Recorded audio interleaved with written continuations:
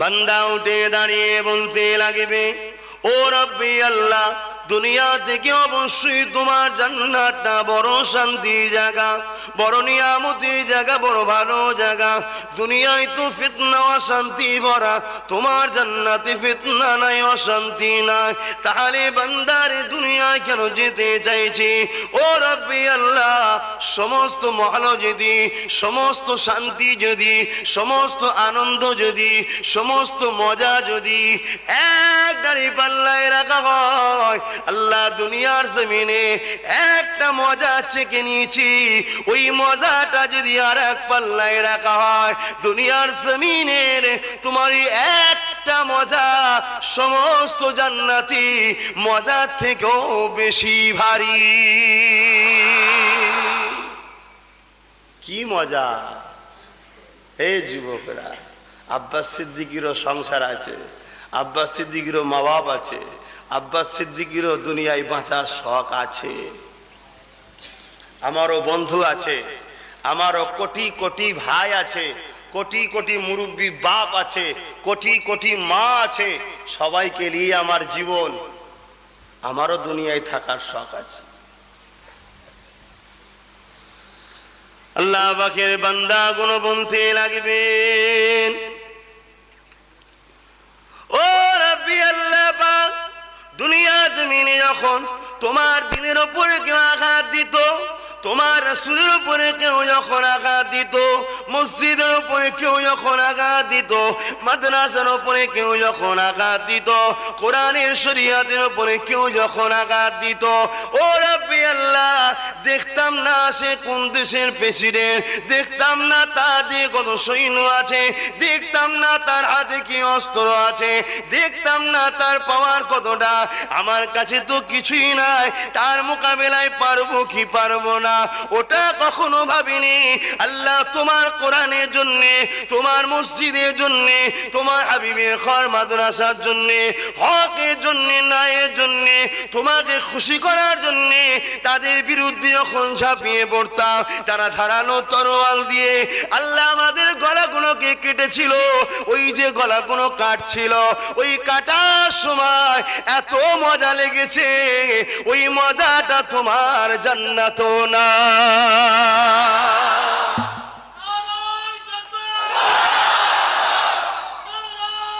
আল্লাহ, প্রেম যে করে সে প্রেম বোঝে, যে করে না তাকে বুঝালে সে কখনোই বুঝবে না।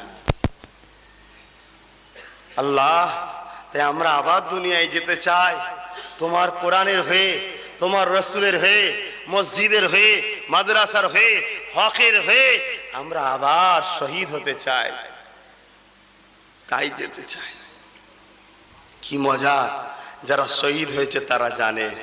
আমার তো শুনে খুব ভালো লাগে, তাই আমি সর্বসময় খোদার রাহে মরার জন্য তৈরি হয়ে আছি। কিন্তু আমার আল্লাহ আমার কপালটাকে অত বড় করেছে কি আমি জানি না, কেন কপালের ব্যাপার, ঠিক না বেঠিক গো? আল্লাহর হয়ে, রসুলের হয়ে মরা, এটা তকদিরে থাকা দরকার। আমি তো সদা সর্বদাই তৈরি আছি। এখনই যদি কেউ বলে তোমাকে মারা হবে, ওয়েলকাম। কেন? আমার বিশ্বাস, আমার মরার সাথে সাথে, জান কবজের আগেই আমার যে জায়গাটা হবে সেই জান্নাতটা আমার আল্লাহ আমায় দেখাবে, এটা আমার ঈমান। কেন? ইতিহাস গাওয়া দিচ্ছে আমি তো সেই আল্লাহর হয়ে লড়ছি, আমি তো সেই মুস্তাফা আরবীর হয়ে লড়ছি। বদরে, ওহুদের ময়দানে জিনার হয়ে নিজের বুককে, সিনাকে ঢাল বানিয়ে দাঁড়িয়ে গিয়েছিল হযরতে তালহা রাদিয়াল্লাহু তাআলা আনহু। আমি তো সেই রাসূলের হয়েই তো লড়ছি, নাকি গো?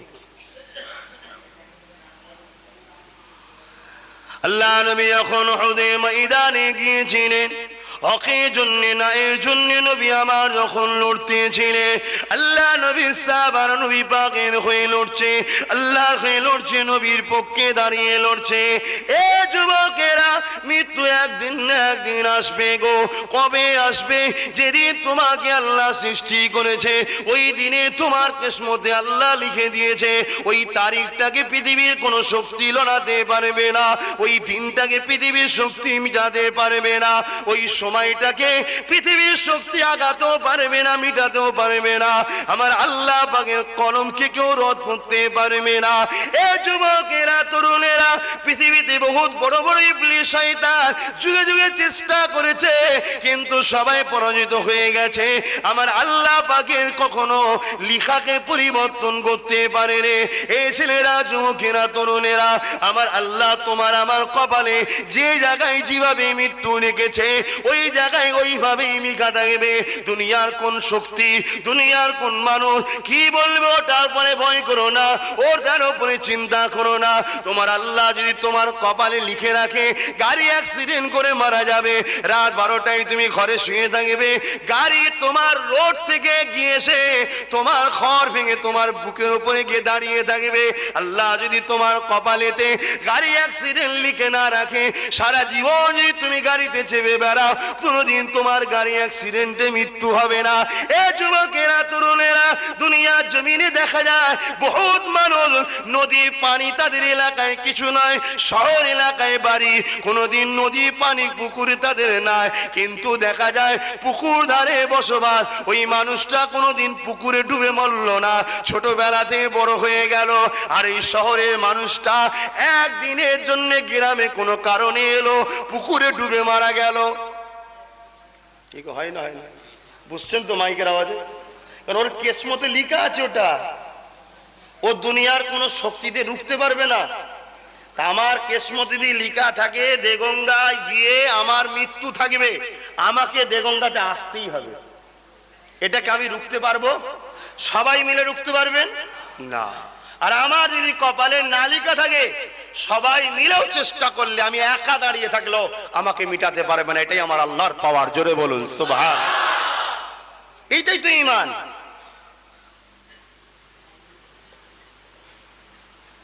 আল্লাহ নবী দিন দুনিয়া বাদশা হাবিবুল্লাহ সাহাবাদিওকে নিয়ে উহুদের ময়দানে চলে গেছে। এমন একটা সময় এসে যায়, সাহাবারা কাফেরদের দাঁড়িয়ে দাঁড়িয়ে নিয়ে যায়। আল্লাহ নবী একা হয়ে গেছেন, অন্য দিক দিয়ে এক কাফের, সে এমন করে দেখতে পেয়ে গেছে আমার রাসূলুল্লাহ একা রয়েছে। এই জন্যে আল্লাহ নবীকে সুযোগটা কাজে লাগাবার জন্য নবী পাকের দিকে নিশানা করছে তীর। এ যুবকেরা, আল্লাহ নবীর একজন সাহাবী হযরতে তালহা রাদিয়াল্লাহু তাআলা আনহু দেখতে পেয়ে যায়। এই দেখতে পেয়ে যাওয়ার পরে ছুটে এসে নিজের সিনাটাকে আল্লাহ নবীর গায়ে যে তীরটা লাগার কথা ছিল, ওই তীরটা নিজের বুকে লাগিয়ে দিল। চারিদিক থেকে তীর আসতে লেগেছে। আল্লাহ নবী সাহাবী চতুর্দিকে ঘুরতে লেগেছে। যে তীরগুলো আল্লাহ নবীর শরীরে লাগার কথা ছিল, ওই তীরগুলো আল্লাহ নবীর সাহাবী তালহা নিজের সিনাতে লাগিয়ে দিল। একটা, দুটো, তিনটে নয়, ৭৯ থেকে ৮০টা তীর আল্লাহ নবীর সিনায় লাগার কথা ছিল। ওই তীরগুলো সাহাবী নিজের শরীরে লাগিয়ে না। এই রকম একটা পরিস্থিতি চলছে। বাকি সাহাবারা দেখতে পেয়ে আগিয়ে এসে কাফেরদেরকে হাঁটিয়ে দিয়ে আমার রসুলকে ঘিরে ফেলেছে চতুর্দিক দিয়ে। জিজ্ঞাসা করছি, আর রাসূলুল্লাহ, আমার বাপ মা আপনার উপরে কোরবান হোক, হুজুর আপনি কেমন আছেন? আল্লাহ নবী কি বলেছিলেন? এ সাহাবী, তালহা কোনোদিন মুখ খুলে বলেন রসুল তোমায় ভালোবাসি, কিন্তু আজ বুঝিয়ে দিল তালহা আমার কত আপন ছিল।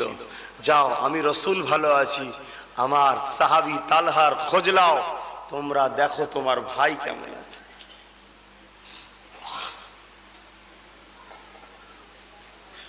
তাদের কি জীবন ছিল না? তাদের শখ ছিল না? তাদের সংসার ছিল না? কি দরকার ছিল ছুটে এসে রাসূলুল্লাহ তীরটাকে নিজের বুকে লাগাবার? কি দরকার ছিল? শোনো, মৃত্যু তো কাল তোমার হবে, পরশু তোমার হবে, তারপর দিন তোমার হবে, তুমি যদি মুস্তাফা জানে রহমতের হয়ে কবরে যেতে পারো, তোমার কবরে আল্লাহ যখন প্রশ্ন করবে, আমার রাসূলুল্লাহ খোদ নিজে বলবে, ফেরেশতা ওকে কি জিজ্ঞাসা করছিস? আমি রাসূল বলছি ও আমার গোলাম ছিল। জোরে বলুন সুবহানাল্লাহ। আর না হয় তোমার কবরে 99টা সাপ দেবে, এক একটা সাপের দুটো করে মুখ থাকবে। তখন তোমার কোন নেতা নেত্রী বাঁচাতে পারে সেদিন দেখে নিয়ে যাবে। ঠিক না বেটি? মনে রেখে দেবে, সাবধান হও।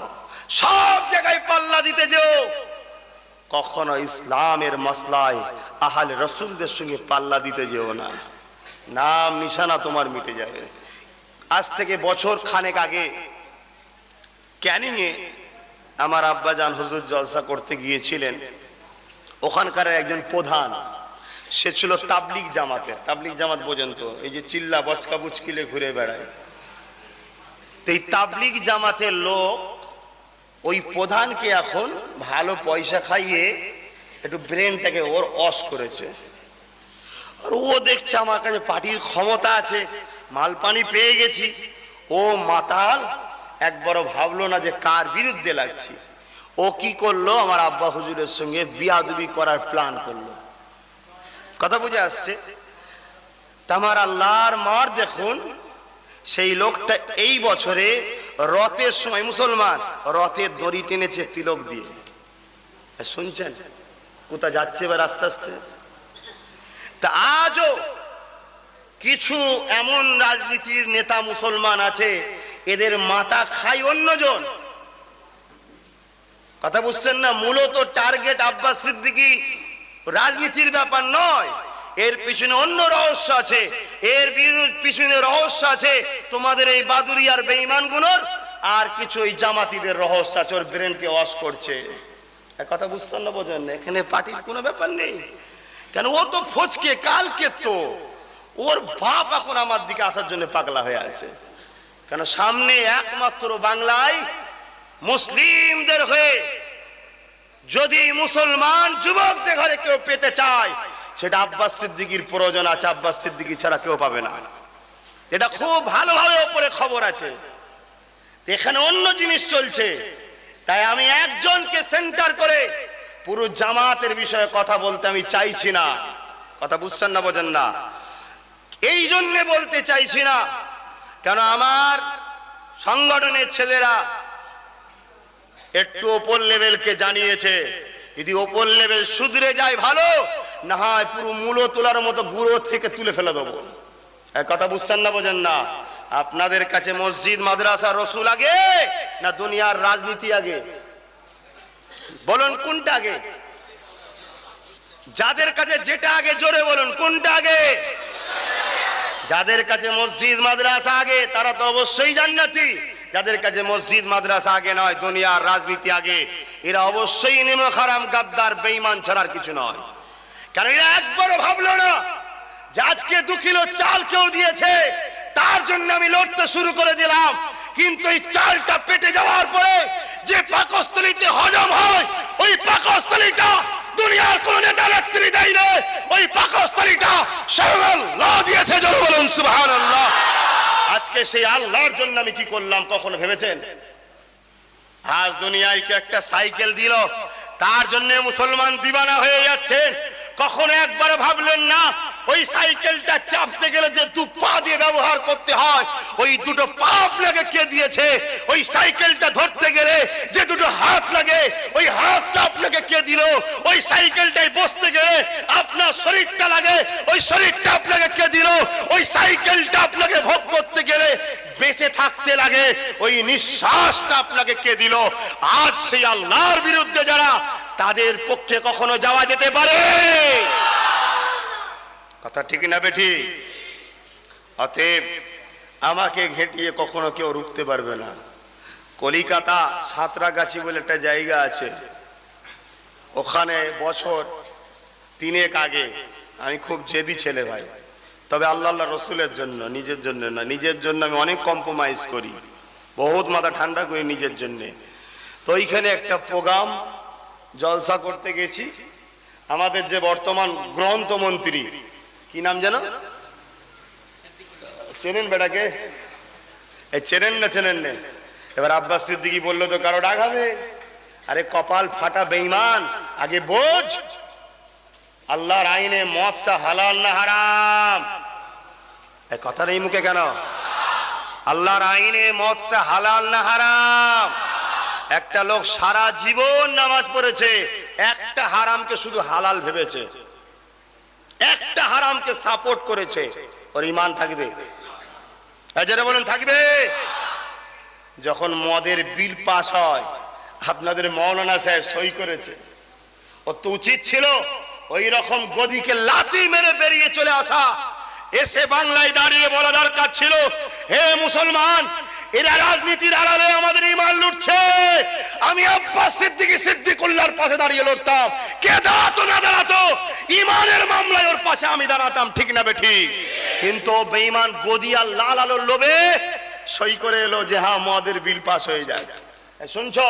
এইগুলো যখন আব্বাস সিদ্দিকী বলবে, তখন আব্বাস সিদ্দিকী বলবে আমাদের বিরুদ্ধে বলছে, ওদের পক্ষে করছে। বেঈমান, আমি কারো পক্ষে নয়, কারো বিরুদ্ধে নয়, আমি মোস্তফা জানের রহমতের পক্ষে আর মোস্তফা জানের রহমতের দুশ্মনদের বিরুদ্ধে। তোর ভালো লাগে শুধরে যা, এখনো সময় আছে, শুধরে যা। ওই দিনের সকাল হয়তো আমার আল্লাহ চাইলে তোকে নাও দেখতে হতে পারে। কথা বুঝছেন না? বোঝেন? আল্লাহ পারে না? হ্যাঁ, শুধরে যা, এখনো সময় আছে। তো সেই হিসাবে বড় মার্জিত ভাষায় ঠান্ডা মাথায় বলে যাচ্ছি, একটা লোক রাজনীতির পাওয়ার নিয়ে ওই জামাত আর এই মুনাফেকদের দালালি করে যদি মনে করে আব্বাস সিদ্দিকীকে রুখে দেবো, এটা অত সম্ভব নয়। অতএব আগামী দিন শুধরাবার জন্য আজকে প্রথম সময় দিয়ে গেলাম। আমি তো জানি না, আজকে আসলেও নাকি আপত্তি ছিল, কেউ আপত্তি করেছে যে দেগঙ্গায় রুখে দেবো। তখন নাই দিনের বেলা ছিল, রুখতে গেলে অশান্তি হতো। আমি তো রাত্রিরে যাব, এখন চ রুখবি, চ দেখবো কে মায়ের দুধ খেয়েছে আর কে লাট্টুজিন খেয়েছে, ওইখানেই দেখে দেবো দেগঙ্গাতে। কথা বুঝে আসছে না? নাই? হ্যাঁ, কেন আমরা আল্লাহর সাহায্যে ঘুরি, আমরা মুদির সাহায্য লিই না আর মমতারও সাহায্য লিই না, আমরা আল্লাহর সাহায্যে ঘুরি। আমাদের টাকা লাগলে আল্লাহর কাছে চাই, বাড়ি লাগলে আল্লাহর কাছে চাই, জমি লাগলে আল্লাহর কাছে চাই, পেটে খিদে লাগলে আল্লাহর কাছে চাই। আমার আল্লাহ আমাদের খাওয়ায়, আমার আল্লাহ আমাদের গাড়ি দেয়, আমার আল্লাহ আমাদের বাড়ি দেয়, আমার আল্লাহ আমাদের টাকা দেয়, আমার আল্লাহ আমাদের ইজ্জত দেয়। এই আল্লাহর জন্য আমরা জান দিতেও চাই। জোরে বলুন সুবহানাল্লাহ। তোর যদি মনে হয় যে আল্লাহ দেয় রে, অমুক দেয়, তুই তার হয়ে লড়কে যা, আমার আপত্তি নাই। তুই তাকে নিয়ে থাকবে যা, আমার আপত্তি নাই। তবে আমার সামনে আসবি না। কেন? তোর যে আছে ও 5 বছরের, তোর যে আছে 10 বছরের, তোর যে আছে 100 বছরের, আর আমার যে আছে তার শুরু নেই, তার শেষ নেই। তিনি হলেন আল্লাহ। জোরে বলুন সুবহানাল্লাহ।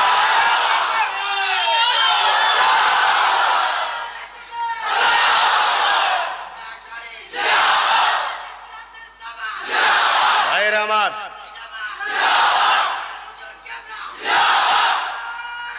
আল্লাহ, আজ বুঝার চেষ্টা করুন,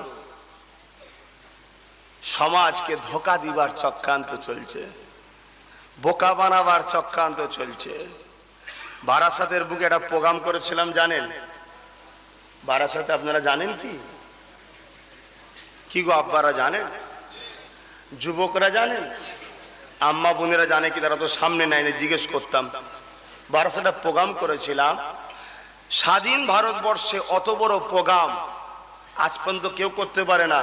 ফুরফুরা আহলে সুন্নাত ওয়াল জামাতের কর্মীরা 7 দিনের মধ্যে ঐতিহাসিক জনসমুদ্র তৈরি করেছিল বারাসাতে। সেখানে আমি কি বিষয়ে প্রতিবাদ করেছিলাম? একটাই বিষয়, বিজেপি হলো সন্ত্রাস। এক কথা শুনছেন? তা আমি বিজেপির বিরুদ্ধে বললে টিএমসি লোকের কষ্ট হচ্ছে কেন? ও পায়জামা পাঞ্জাবি পার্টি ভালোই গলায় গলায় মিটা হচ্ছে না, আর আমরা মুসলমান বোকা।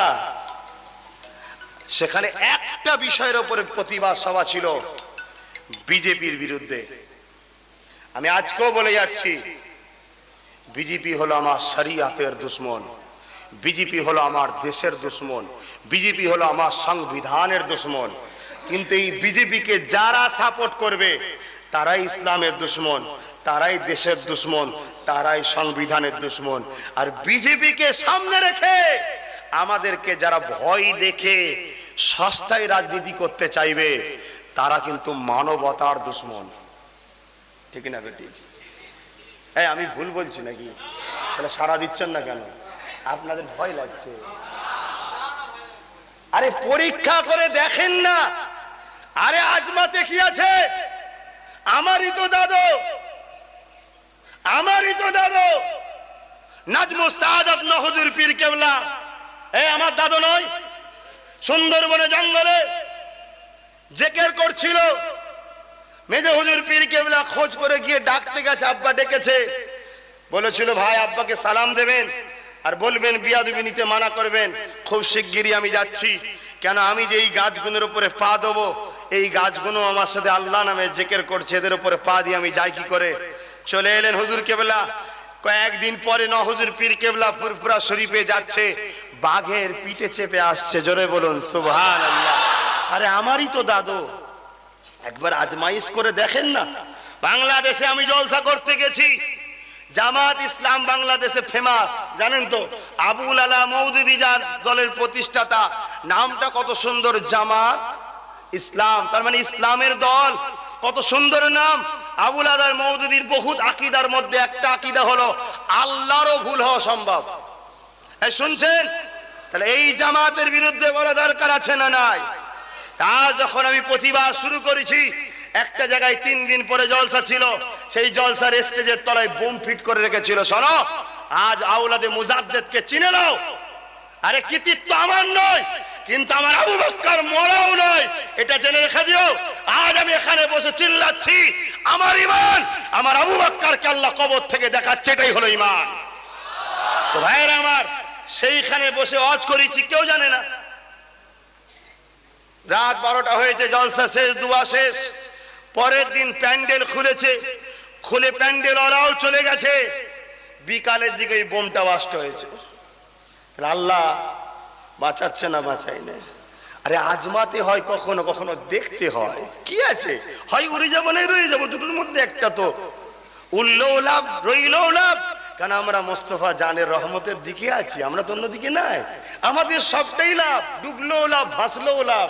ডুবলেও জানতে হবে আল্লাহ পরীক্ষা করেছে, ভাসালে জানতে হবে আল্লাহ রহমত করেছে। দুটোতেই আমাদের লস বলে কিছু নেই।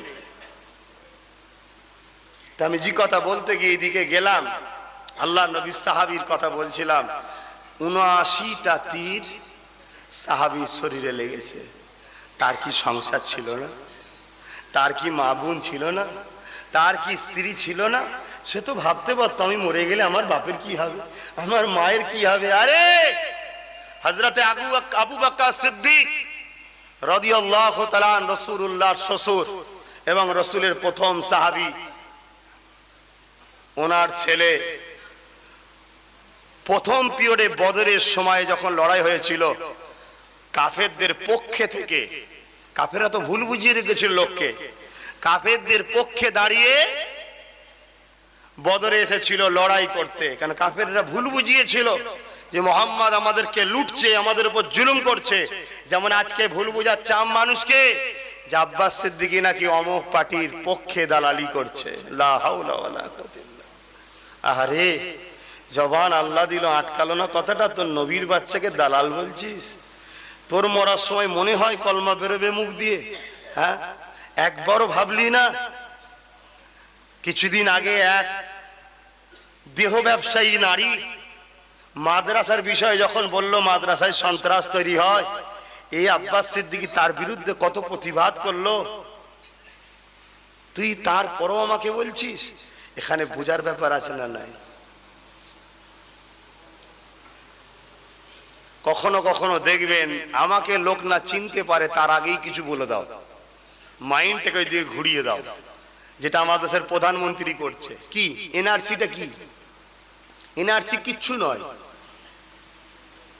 আরে ভোটার তালিকা 1993 থেকে ভোটার তালিকা শুরু হয়েছে, কথা বুঝে আসছে। আজ পর্যন্ত ভোটার তালিকা সবার সংশোধন হয়েছে? এই সবার কমপ্লিট হয়েছে? এখন সবার ভোটার কার্ডে উঠে গেছে নাম। এনআরসি হলো ন্যাশনাল সিটিজেনশিপ রেজিস্ট্রেশন, ভারতের ন্যাশনাল খাতায় নামটা তোলা। 1 বছর উঠে যাবে। এটা হলো মোদির একটা প্ল্যান। মানুষকে ওই কাজে ব্যস্ত রাখো, ও ওইদিকে ব্যস্ত থাকবে, আমি দেশকে লুটতে থাকবো। ও যদি আমার দিকে খেয়াল রাখে, আমার বিরোধী করবে, লুটতে অসুবিধা হবে। এটা হলো এনআরসি। এই এনআরসি কে নিয়ে আমার রাজ্যে কিছু লোক ভাই দেখকে ভোট নিতে চাইছে, যে যার ধান্দাই আছে।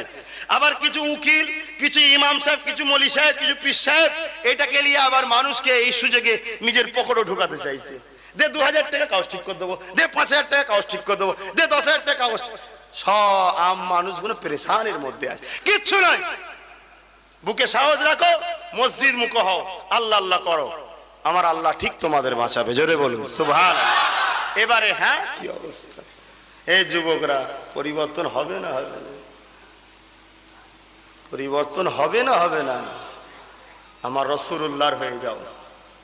এই রাসূলের হলে তখন আবু জেহেলের চালারা বিরোধী করেছে, এখনো কিছু আবু জেহেলের চালা আছে, তারা বিরোধী করবে। এতে দুটো অপশন হবে, হয় তোমায় মেরে দেবে, তুমি বেহিসাব জান্নাত চলে যাবে, আর নাই তুমি গাজী হবে, মালও পাবে, জান্নাতও পাবে। জোরে বলুন সুবহানাল্লাহ। রাসূলুল্লাহর যারা হবে না তারা মরে না? মরে না?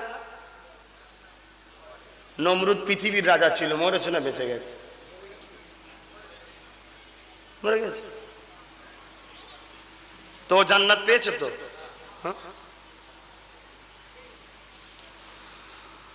আরে মুসলমান ছেলে মেয়েরা, তরুণেরা, এটা দুনিয়ার প্রথম থেকে চলে আসছে হককে মিটাবার জন্যে। না হকরা সর্বসময় পিছনে লেগেছে, তবে না হকরা সমাজের বুকে মিথ্যা প্রচার করেছে। আমি আব্বাস সিদ্দিকী আমার রাসূলুল্লাহর দরবারের কুকুর নিজেকে মনে করি। আহারে আমার মালিক দয়ার নবীর শানে যদি মিথ্যা প্রচার করতে পারে, আজকাল বেঈমান গুলো আমার বিরুদ্ধে মিথ্যা প্রচার করবে না, হতে পারে, তো করবেই। এ যুবকেরা, এ নবী পাকের প্রেমিকেরা, আজ বড় ঠান্ডা মাথায় বুঝে নাও, এই দুনিয়া সবার জন্য চিরস্থায়ী নয়, একদিন না একদিন যেতে হবে। তুমি দুনিয়ার জমিনে 35টা বছর চাও না আখিরাতে জান্নাত চাও? যদি আখিরাতে নাজাত চাও, আল্লাহর হয়ে যাও, রাসূলের হয়ে যাও, মসজিদ মাদ্রাসা উলামাদের হয়ে লড়াই করো। এ যুবকেরা, সাহাবারা লড়াই করেছিল আল্লাহর নবীর হয়ে, নবী পা বলে গেলে এ দুনিয়ার মানুষেরা আমি রাসূলুল্লাহ চলে যাব। আল্লাহ নবী জানিয়ে দিয়েছিলেন, বাবা সাহাবারা আমি রাসূল জানিয়ে দিয়ে যায়, দুনিয়ার জমিনে আমার ওয়ারিসরা থাকবে, আল উলামা ওয়ারাসাতুল আম্বিয়া, তাদের ঘরের সঙ্গে তোমরা থাকবে, তাদের মহব্বত করবে, তাদেরকে প্যার করবে, তারা আমার উত্তরসূরি, আমার ইলমের অধিকারী, তাদেরকে যারা মহব্বত করবে, তারা আমি রাসূলুল্লাহ আমাকে পেয়ে যাবে। এ ছেলেরা, যুবকেরা, আজ পৃথিবীর জমিনে ইহুদি খ্রিস্টানেরা হক উলামাদিগকে বন্দী করে দিচ্ছে। সৌদি জমিনে সৌদি সরকারের বিরুদ্ধে এক ইমাম সাহেব মুখ খুলেছিল বলে তাকে বন্দী করে দিয়েছে। এ ছেলেরা, যুবকেরা, পৃথিবীর ইতিহাসটা জানতে হবে।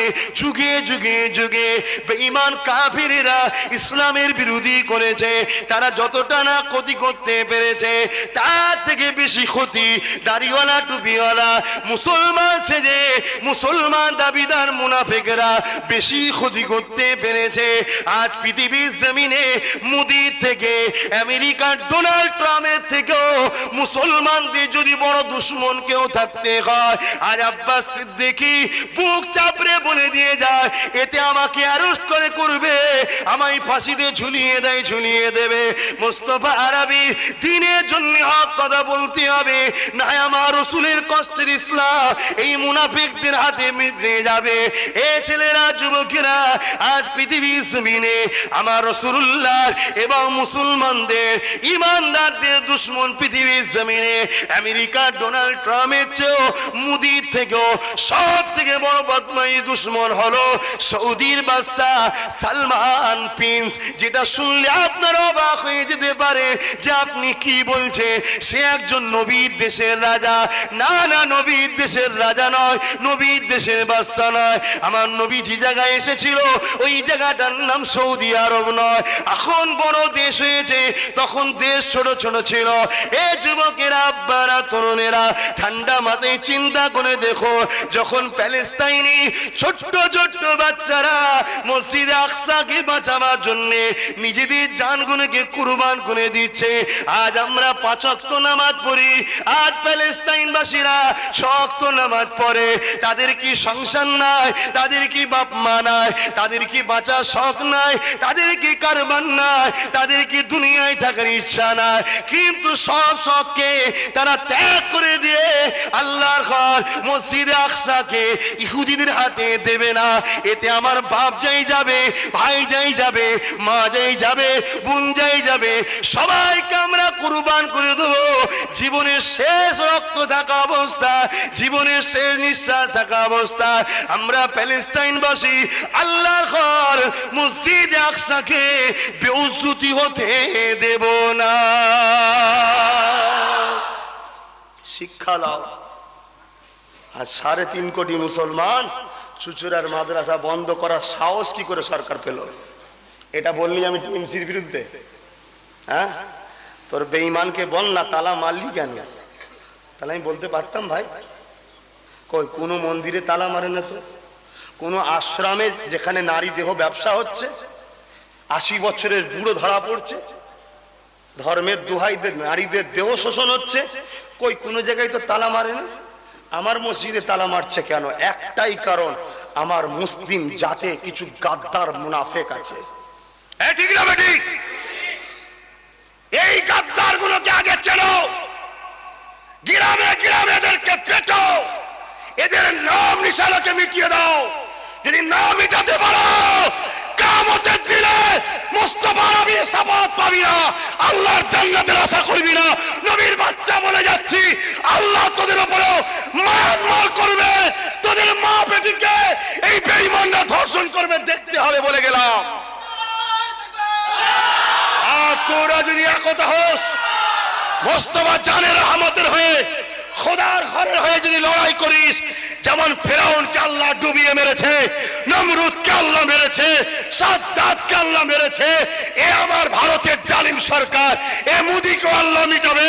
বাংলায় যে সন্ত্রাসী করবে তাকেও আল্লাহ মিটাবে, মনে রেখে দেবে। আর তোমরা যদি নিজের সংসার বাঁচাতে যাও, জমি বাঁচাতে যাও, বাড়ি বাঁচাতে যাও, সব আল্লাহ কেড়ে নেবে।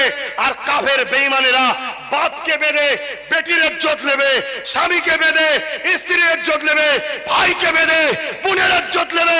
তোদেরকে চোখ ফেটে রক্ত বেরোবে, দেখতে হবে। আর আব্বাস সিদ্দিকী বলে যাচ্ছে, আজকে দাঁড়া, লড়াই কর, এই মুনাফিকদের নাম নিশানা মিটিয়ে দে, আমার আল্লাহর পক্ষ থেকে রহমত হবে। আমার ভারতবর্ষের লাল কিল্লাতে ইসলামের ঝান্ডা উড়ে যাবে। জোরে বলুন সুবহানাল্লাহ।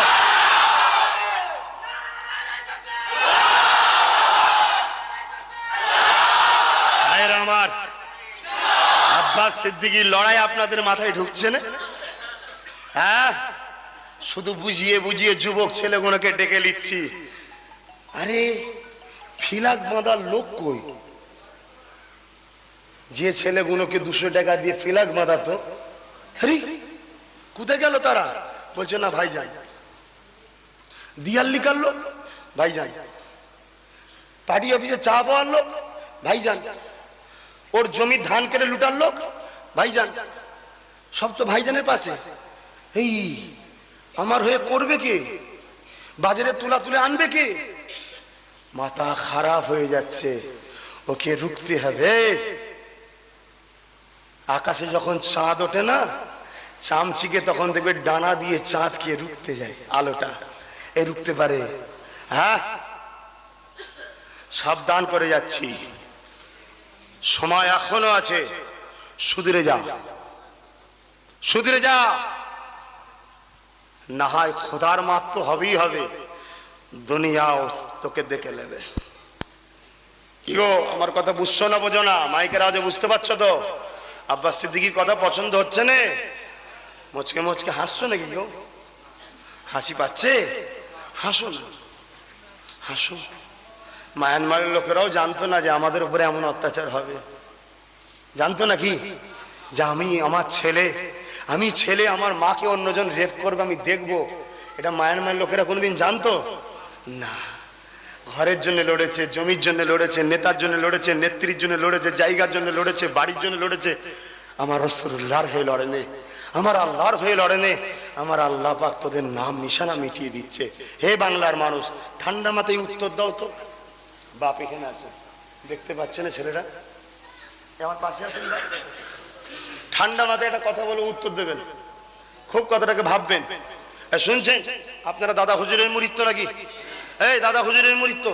আপনারা কোন দরবারের মানুষ? ফুরফুরা দরবারের তো নাকি? অন্য আলতলা বেলতারা এদিক ওদিকের দরবার? কোন দরবার? খুব হুঁশ করে থাকুন। আমার রাসূলুল্লাহ কষ্ট করে ইসলাম প্রচার করলো, দয়ার নবী দুনিয়া থেকে আখিরাতের রাস্তায় রওনা দিতেই একটা নবী বেরিয়ে পড়লো মিথ্যা, মুসাইলামাতুল কাজ্জাব।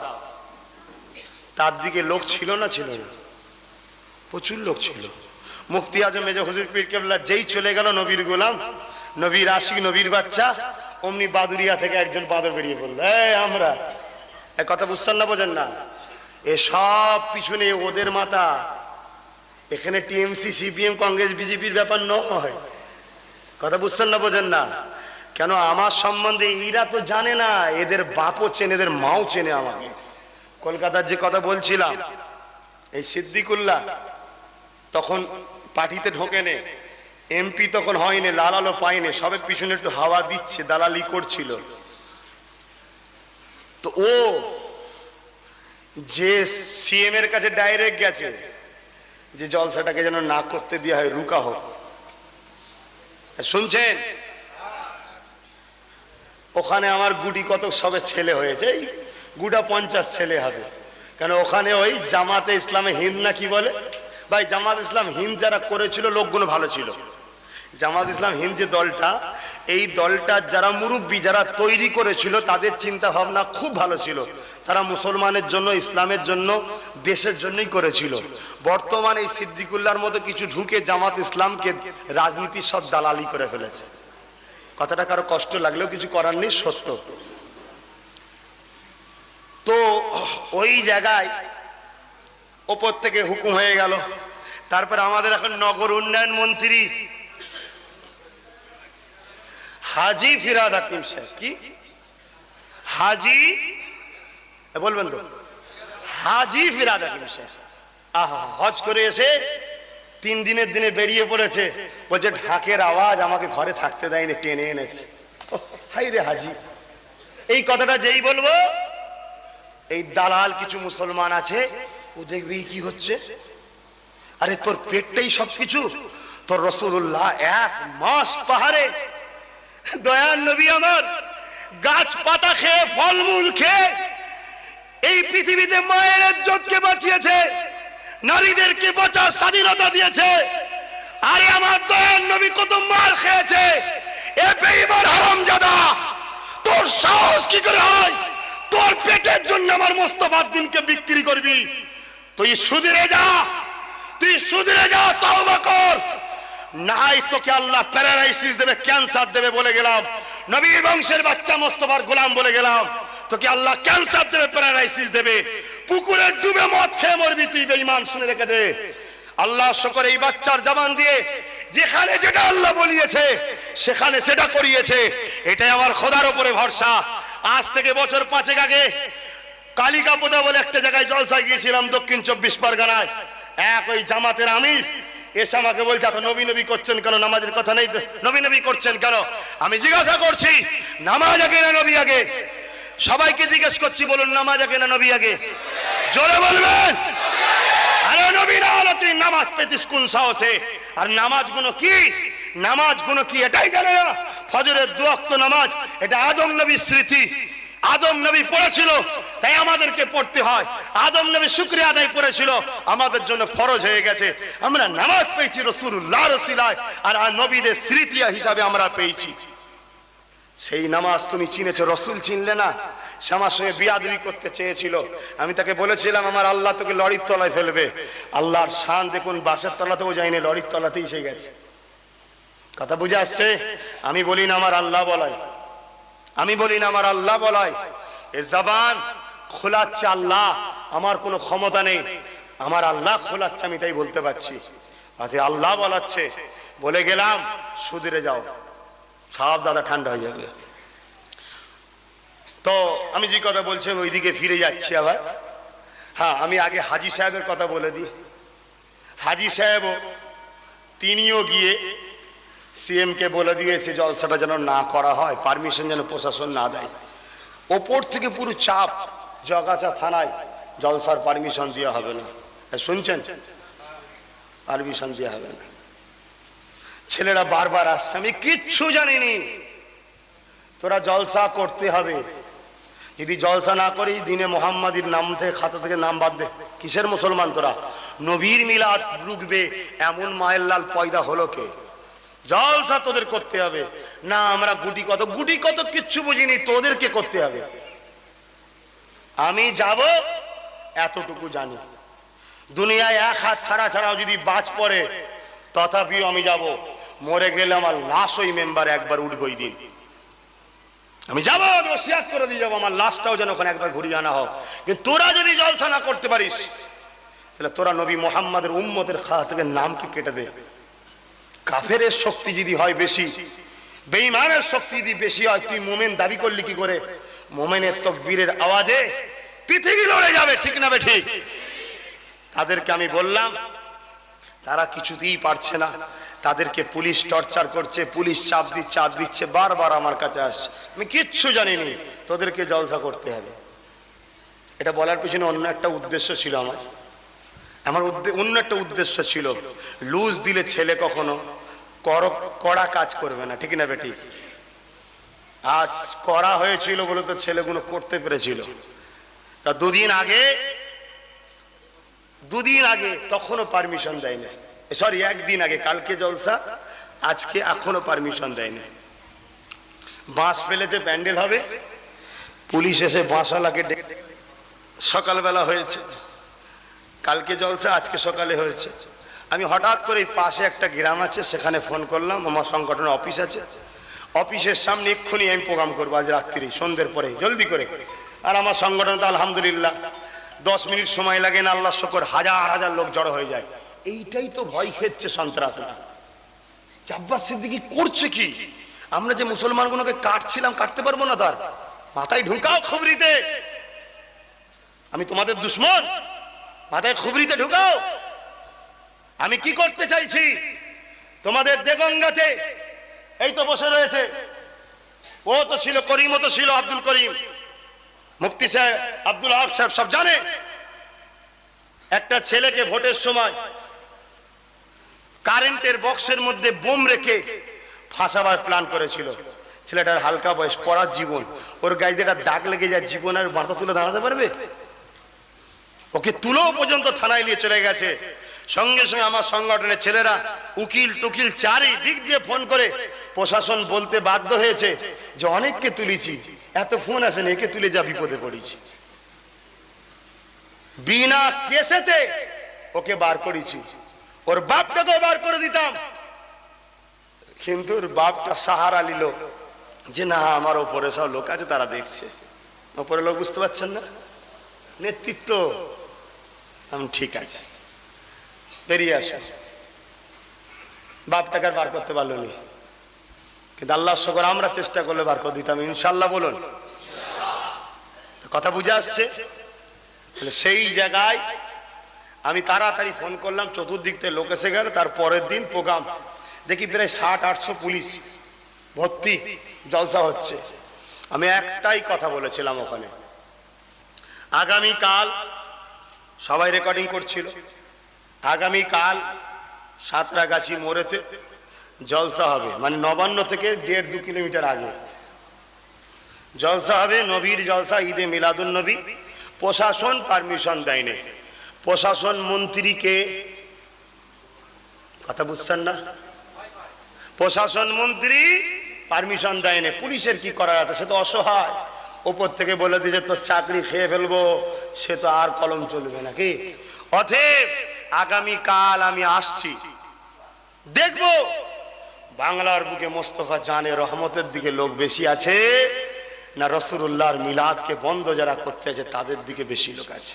কালকে আমি আসছি। রাত হয়ে গেল, পরের দিন প্রশাসন ডেকে আমার ছেলেদেরকে পারমিশন দিয়েছে। বলুন সুবহানাল্লাহ। শুনছেন? আর বলেছিলাম কালকে যদি পারমিশন না দেয় ওপেন জানিয়ে দেবো, প্রকাশ্য বলে দেবো যে নবীর দুশমন, একে সাপোর্ট করা হারাম। শুনছেন? আর যদি পারমিশন দিয়ে দেয় ওখানে দাঁড়িয়ে সাধুবাদ দেবো। পরের দিন পারমিশন হলো, আমি জলসায় এলাম, প্রায় 60-70 হাজার লোক। এমনি জলসায় 5,000 লোক, 60-70 হাজার লোক। দুটো মাঠ শুধু বাইকে ভর্তি। হাওড়া জেলায় তো বাইক বেশি, আবার দুটো মাঠে শুধু বাইক ভর্তি। জলসায় গিয়ে দিকে ওখানেও প্রায় 700-800 পুলিশ ভর্তি, জলসা হচ্ছে। আমি ওয়াজ করলাম, করার পরে বললাম আমার রাজ্যের মুখ্যমন্ত্রী, তিনি সন্ত্রাসদের চিনতে পেরেছে, সন্ত্রাসদের ধোঁকা থেকে তিনি নিজেকে যখন সরিয়ে দিয়েছে, আমি পীরজাদা আব্বাস সিদ্দিকী তেনাকে সাধুবাদ জানালাম।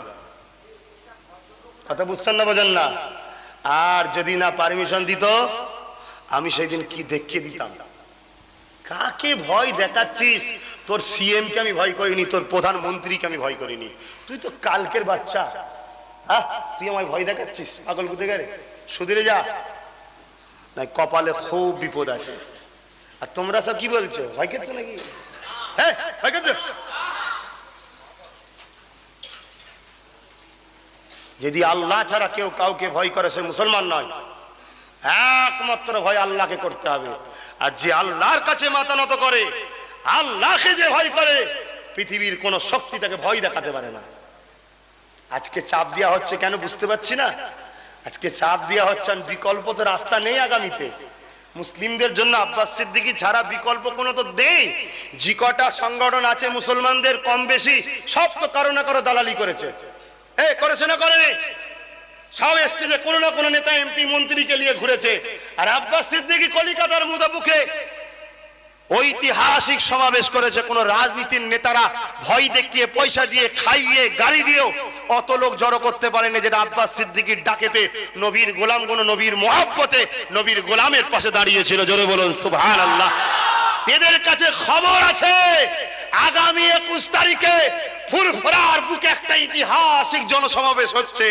এদের কাছে খবর আছে বাংলার গিরাম গিরাম গিরাম গিরাম এখন থেকে ঈদ হচ্ছে, যুবকগুলো এখন থেকে নাচছে। এদের কাছে খবর আছে চাপ দিয়ে যেমন করে ওই স্টেজটাকে আমাকে উঠতে হবে, উঠে মুসলমানদের প্রেমটা নিতে হবে। এজন্য আব্বাস সিদ্দিকীকে যেমন করে চাপো যাতে বাধ্য হয়ে আমাদের কাছে আসে। শুনে রেখে দে বেঈমান, গর্দান কেটে দেবো, নবীর দুশমনের সঙ্গে আপোষ করব না। হ্যাঁ, যদি বাংলা সিএম মনে করে দেশের সন্ত্রাসী সরকার, ভারত ধ্বংসকারী সরকার, বিজেপি সরকার, ওই সরকারকে রুকা দরকার আছে। যদি আমার বাংলার মুখ্যমন্ত্রী মনে করে চরিত্রহীন, দেশের নারীদের বেইজ্জতিকারী বিজেপি গভর্নমেন্টকে বাংলা থেকে রুকা দরকার আছে, যদি বাংলার মুখ্যমন্ত্রী মনে করে এটা শুধুমাত্র মুসলমানরাই পারবে, আর মুসলমানদের বর্তমান যুব সমাজের ভাইজান ভাইজান ভাইজান যদি আমাকে প্রয়োজন মনে করে, আসেন দেশের স্বার্থে, বাংলার স্বার্থে, মানুষের স্বার্থে তোমার হয়ে লড়তে রাজি আছি। কিন্তু তার আগে মোস্তফা জানের রহমতের চুচুড়ার মাদ্রাসা তোকে খুলতে হবে। তুই যদি খুলে দিস তবে তোর হয়ে লড়বো, নাই তোর নাম নিশানা মিটিয়ে দেবো। এতে বাংলার কোন মুসলমান আমাকে সাথ দেবে কি আমায় রুখতে চাইবে ওটা আমি দেখবো না। মদিনা থেকে আমার মোস্তফা আমার জন্য দোয়া করছে, এটাই আমি দেখছি, আগামীতেও দেখবো। জোরে বলুন সুবহানাল্লাহ। চিৎকার দিয়ে বলুন সুবহানাল্লাহ।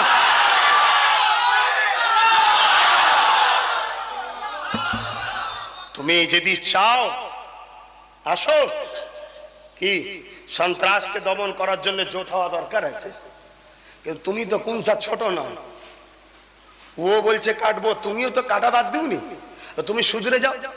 কি এই ভুল হতে পারে না? পারে মানুষের, এই মানুষের ভুল হতে পারে না? পারে না। আর আমার মনে হয় বাংলা সিএম যে মাদ্রাসাটা বন্ধ করেছে, এর পিছনে সিএম এর থেকেও বেশি কোনো মুসলমানের হাত আছে, কোনো মুসলিম নেতার হাত আছে। এই কথা বুঝছেন না? বোঝেন না? হয়তো বুদ্ধি দিয়েছে, কোনো ব্যাপার নেই, আমি ট্যাকেল করে দেবো, আমাকে 2 লাখ দিয়ে দেবেন, 10 কোটি দিয়ে দেবেন, 20 কোটি দিয়ে দেবেন। সে বেচারি তো গায়ের ইসলাম, সে কি বোঝে? সে তালামের দিচ্ছে। তাকে শুধরাবার জন্য রাস্তা দিচ্ছি, শুধরে যাক, শুধরে যে আসুক। সারা বাংলার অলিতে গলিতে আব্বাস সিদ্দিকীর লক্ষ লক্ষ যুবক আছে, প্রত্যেককে নামিয়ে দেবো। বাংলার অলিতে গলিতে বাড়ি বাড়ি বাড়ি বাড়ি বাড়ি বাড়ি বাড়ি বাড়ি গিয়ে মানুষকে বুঝাবে সন্ত্রাস বিজেপির বিরুদ্ধে। ঠিক না বে? ঠিক। তুমি খোলো, তুমি বিজেপি দেখে ভোট নিচ্ছ? আরে ফেরাউন যে দেখে নিয়েছে, যিনারা ফেরাউনকে দেখে নিয়েছে তিনাদেরই তো আওলাদ আমরা। ঠিক না বে? ঠিক। যিনারা ইব্রাহিম কি বলে নমরুদের মোকাবেলা করেছে, সেই ইব্রাহিম খলিলের বাচ্চাই তো আমরা। ঠিক না বে? ঠিক। যিনারা আবু জেল, উতবা, সাইবা, আবু লাহাবকে তো আক্কা করেনে, তাদেরই তো তিনাদেরই তো বাচ্চা আমরা, নাকি? তাহলে আমাদেরকে মুদি দেখাচ্ছিস পাগল কুদেগারে? একে তো ফু মেরে তোপের মতো উড়িয়ে দেবো। কথা বুঝছেন না? বোঝেন না? মুদি দেখালে হয় আমাদের ঘরে?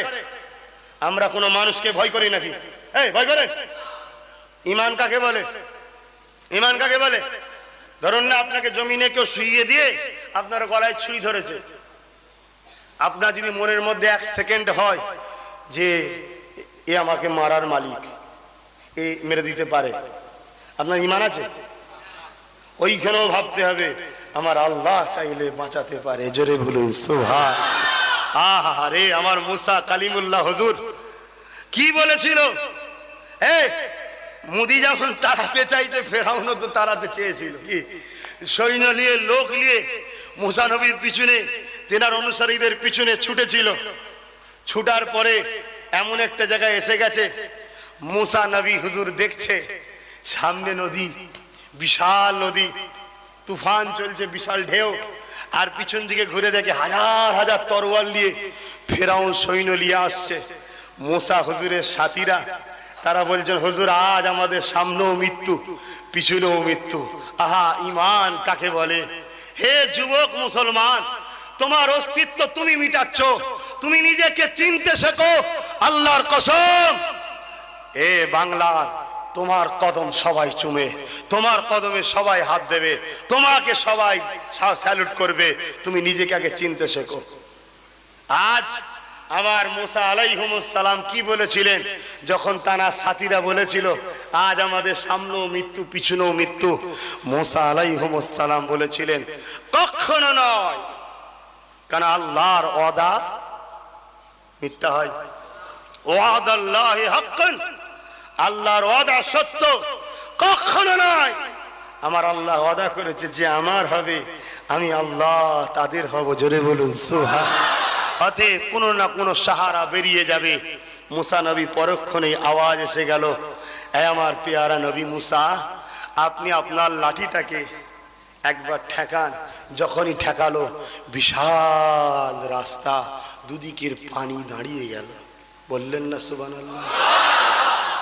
ভাই, সেই আল্লাহ যিনি মুসা নবীর বেলায় সাগরের পানিকে দিয়ালের নাই দাঁড় করিয়ে দিতে পারে, সেই আল্লাহ কি তোমরা মানি নাকি? না অন্য আল্লাহ? সেই আল্লাহ তো, তিনি আজও বেঁচে আছেন। হ্যাঁ, তিনার পাওয়ার এখনো তেমন আছে মনে হচ্ছে। এত ভয়ে ভয়ে বাস করছিস কেন? হ্যাঁ, এত ভয়ে ভয়ে কেন? না পারিস ফটো তোল, ফটো তুলে আশপাশে ছড়িয়ে দে। ভাই, একে একটু খেদমত করবেন এলাকায় দেখলে। কথা বুঝছেন না? যদি কষ্ট হয়, না পারো, ফটো তোলো, তুলে আশপাশে একটু ছড়িয়ে দাও, ছড়িয়ে দিয়ে বলবেন ভাই এলাকায় দেখলে এনাকে একটু বাড়িতে নিয়ে যে গোশ মাছ করে খাইয়ে একটু খেদমত করবেন। বুঝতে পারছেন না আমার কথা? জবানা জব্দ হয়ে যাবে, ঘর থেকে বেরোতে পারবে না। কথা বুঝে আসছে? কি ভাবছেন আব্বাস সিদ্দিকীকে? ভাবছেন নাকি আব্বাস সিদ্দিকীর পরে সব সুফি সাহেব শুধু নামাজি মুসল্লি আছে ভাবছেন নাকি? না, ওরে আল্লাহ, শুধু ঠেকিয়ে রেখেছি। থাম থাম, এখন নয়, থাম থাম, অনেক বাকি আছে। দাঁড়া দাঁড়া দাঁড়া দাঁড়া, মাথা গরম করেছি, দাঁড়া, শুধু ঠেকিয়ে রেখেছি। 5 মিনিট যদি ইশারা করি না, পুরো এলাকা অন্ধ হয়ে যাবে। কি ভাবছো তুমি? আল্লাহ শুকর করে বলছি, অত সহজ নয়। সব বেটা আমাদের কাছেই যায়, সব বেটা আমাদের কাছেই যায়। কলিকাতায় গৌসুল আজম বড় পীর সাহেব হুজুরের ওয়াজ করছিল। ওয়াজ করতে করতে গৌসুল আজমের শানে আমার আগে বাইজিদ ভাই জিনার নাম বললো। আমি নাম নেবো না, কেন বুড়ো ভাম মরতে চলেছে, ওরা নাম বলে হাইলাইট করে লাভ নেই। বাইজিদ ভাই যার নাম লিছিল, বর্ধমানের দিকে বাড়ি, পাগলটা। কথা বুঝছেন না, বোঝেন না? এই যে বলছি আমার জন্য, আমার রাসূলুল্লাহর জন্য বলছি, কারণ রবির দুশ্মন। গৌসুল আজম হুজুরের ওয়াজ করতে করতে, এই ভাই বুড়ো ভাম বলেছি, কারো কষ্ট হলো নাকি? কষ্ট হয়েছে? যদি কষ্ট হয় কলেমা রদ্দ কবর পর, তুই বেঈমান আছিস। মোস্তফা জানের রহমতের বিরুদ্ধে যারা বলবে বুড়ো হোক আর ফচকে হোক, সে তো কাফের ছাড়া কিছু নাই, ঠিক না বেটি? হযরত ইমামে আজম আবু হানিফা নোমান বিন সাবেতকে এক বুড়ি জিজ্ঞাসা করছিল, গায়ের ইসলাম, এ আবু হানিফা, নোমান বিন সাবেত, তোমার দাড়ির দাম বেশি না আমার ছাগলের দাড়ির দাম বেশি? ইমামে আজম নোমান বিন সাবেত হুজুর কি বলেছিলেন? মা পরে বলবো। কেন পরে বলেছিল? কেন? পরে যখন হুজুর ইন্তেকাল করলেন, হুজুরের লাশকে নিয়ে যাচ্ছে, বুড়ি বলছে কার লাশ? আরে ইমামে আজমের লাশ। বুড়ি তুমি খবর রাখো না? সে গায়ের ইসলাম বোঝে। মুসলমান কখনো ওয়াদা খেলাফ করে না। আহা, দেখো এটা গায়ের ইসলামের চিন্তা, দেখো মুসলমান সম্বন্ধে। আর এখন মুসলমান যত নেতা গরিবের তেরপল ঝেড়ে, গরিবের টাকা ঝেড়ে, গরিবের ইন্দিরা আবাসনের ঘর ঝেড়ে নিজের গাড়ি বাড়ি টাকা পয়সা করেছে আর গুন্ডা পুষছে। আর এগুলো যেই আব্বাস সিদ্দিক এসে বলবে, ও গুন্ডার মাথা খারাপ হয়ে যাবে।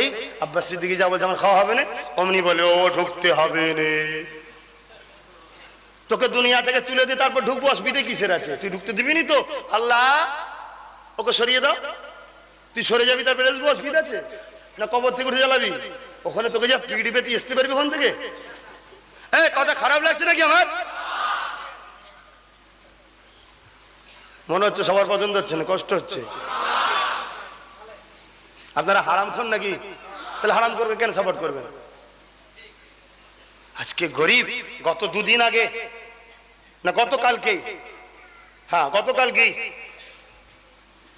আমার বাড়িতে একজন বয়স্ক মহিলা এসছে, আর একজন আধা বয়স্ক মহিলা বিবাহিত, একটা ছোট বাচ্চা এসে দেখি কাঁদছে। এমন কি হয়েছে বলে? বলতে পারছে না, কাঁদছে। কি হয়েছে বলবেন তো? বাইরে লোক আছে দেখছেন, একটু বলে। বলছে আমার মেয়ে স্মার্টা বলছে, বিবাহ দিছিলাম আর দিছিলাম, স্বামীটা খুব জ্বালায়। কেন, কি হয়েছে? বলছে না, একে এখন বলছে তোমাকে আর পছন্দ নয়, ঘর করব না। আল্লাহ আল্লাহ। আমি ওই একটা মেয়েকে নিয়ে ওই মাটা কোথায় যাবে এখন? আমি গরিব মানুষ বাবা, টানতে পারছি না, যদি কিছু থাকার একটু সাহারা হয় তে আমার মেয়ে এখানে থাকবে বলছে। আমি বলছি মা ওইভাবে তো হয় না, এরকম তো লাখ লাখ অসহায় আছে, আমি কোথায় রাখবো? বিশেষ করে আমাকে একটু বুঝে পা ফেলতে হবে, আমার দুশ্মন অনেক। কথা বুঝে আসছে না? তারপরে মহিলাটা যখন চলতে শুরু হয়েছে, যাই হোক, মায়েদের গর্ভে সন্তান থাকলে বোঝা যায়। আমি তখন জিজ্ঞেস করলাম আপনার কি সন্তান আছে পেটে, গর্ভে সন্তান আছে? সে বললো হ্যাঁ 7 মাসের একটা বাচ্চা আছে। 7 মাসের বাচ্চা পেটে, আর একটা মেয়ে পাশে 3-4 বছরের। এখন ওর স্বামী বলছে ওকে পছন্দ নয়, বিচারের জন্য থানায় গেছে। ওপর থেকে এক ধনী লোক আছে, সে পার্টি করে, আর এর স্বামী যে তাকে যে বলেছে স্যার আপনার হয়ে আমি আছি, আপনি একটু দেখে দেন যেন আমার উপর চাপ না আসে। ও দেখে নিল আমার তো দালালি করার লোক পেয়ে যাচ্ছে একটা। এক কথা বুঝছেন না, বোঝেন না? সঙ্গে সেই থানায় ফোন করে দিয়েছে। থানা বিচার হব হব হব হব করতে করতে আর করছে না, ঠিক মতো ট্রিটমেন্ট হচ্ছে না, ঠিক মতো হচ্ছে না। এখন কিছু মানুষ বলতে পারে স্ত্রীটার দোষ আছে, তর্কের খাতিরে ধরে নিচ্ছি তাদের স্বামী স্ত্রী দুজনেই খারাপ। ওই দুটো বাচ্চা কি দোষ করেছে আগে আমায় জবাব দাও। তোরা দুজন মজা করতে গিয়ে, তোরা দুজনের শরীরে খায়েশ মেটাতে গিয়ে আজ ওই দুটো বাচ্চা কি অপরাধ করেছে বলো? তুমি একটা বাপ হয়ে তোমার এই ফুটফুটে বাচ্চার উপরে তোমার দয়া নেই। তুমি মানুষ হতে একটা জানোয়ার ছাড়ার কিছু নাই, ঠিক না বেঠিক? তুমি একটা বাপ হয়ে 7 মাসের একটা পেটের বাচ্চা তোমার রয়েছে, তার উপর তোমার যদি দয়া না হয়, তুমি একটা দুপায়ে জানোয়ার ছাড়া আর কিছু নয়। ঠিক না বেঠিক? হতে পারে স্ত্রী যদি খারাপ হয়, নাউজুবিল্লাহ যদি হয়, তার জন্য স্ত্রী শাস্তি পেতে পারে। তোমার এই বাচ্চা দুটো কি অপরাধ করেছে, তার ভবিষ্যতের কথা তুমি কি ভেবেছো? এই শুনছেন, আজ কারো বেটির সঙ্গে হয়েছে, কাল আপনার বেটির সাথে হতে পারে না, পারে না। আজ কারো বোনের সঙ্গে যে কাল আপনার বোনের সঙ্গে হতে পারে না, পারে না। তাই আব্বাস সিদ্দিক আহলে সুন্নাত ওয়াল জামাত তৈরি করছে অসহায়গুলোকে আশ্রয় দিবার জন্য। ফুরফুরা শরীফে 21 অগ্রহায়ণ 10,000 বেডের অনাথ আশ্রম তৈরি করছে, যাদের কেউ নেই। 10,000 ছেলেকে মানুষ করব, এটা তো সরকারের করা দরকার। এই ঠিক না বেঠিক?